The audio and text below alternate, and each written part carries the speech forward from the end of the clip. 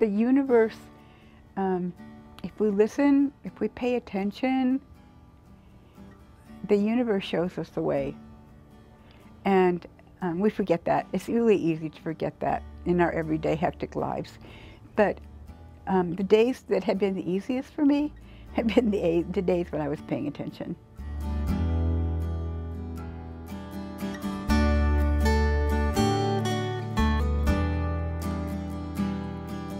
Okay, you all. You want to come over to the table? The imperative is to not only stop burning carbon, but to then find a way to sequester what is in the atmosphere and bring it down so we can get back to that 350 level. There is just something about Betty Ball.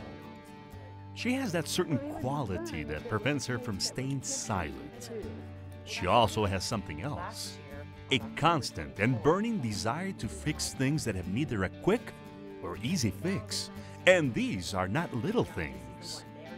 Much of her life, and this might sound familiar, has been spent fighting the sometimes invisible foes of racism, sexism, and injustice. Her weapons are optimism and, most importantly, action.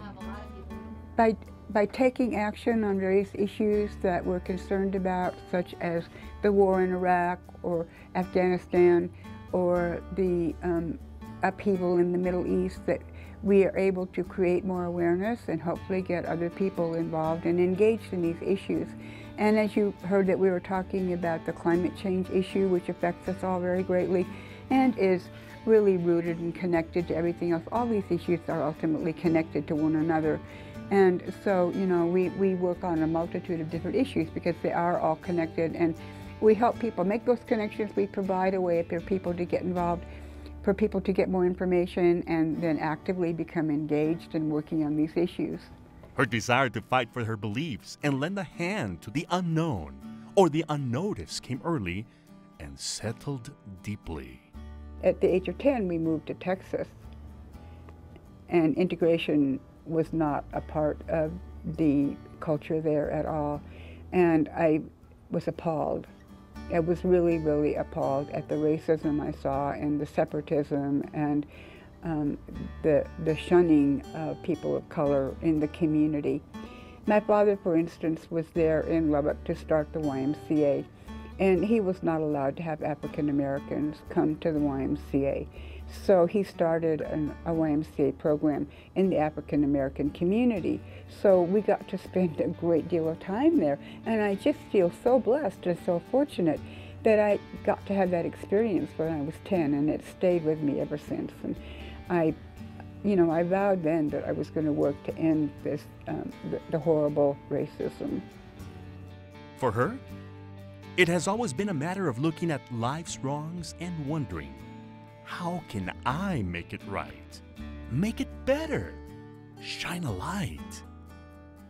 She has taken sometimes unpopular stands, but firm in her convictions. She has always stood strong. This organization, Rocky Mountain Peace and Justice Center, really focuses on the fact that we are under the control of corporate power in this country. And we need to free ourselves from that and organize so that the people regain control of their lives. The work of an activist can be difficult, fighting against the wrongs of poverty, child labor, and genocide. Ball has spent a lifetime gathering a like-minded army around her. While some might see unwinnable battles, she sees victory, hope, and fellow warriors who will, as she has always done, speak up for those who cannot speak for themselves.